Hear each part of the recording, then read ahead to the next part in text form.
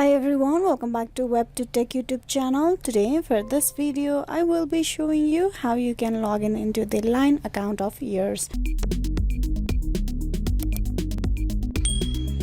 Now to log in, you need to first open the Line application. Tap open the app. You are currently at the home page of Line. Now here you tap on login, tap that.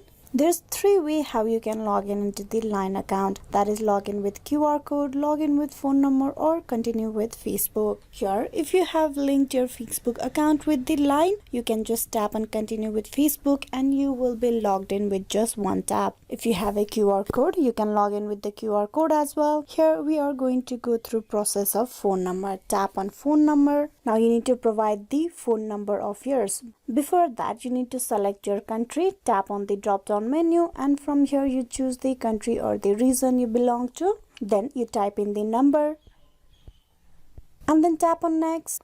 A verification code will be sent to this number via text message. You tap on OK.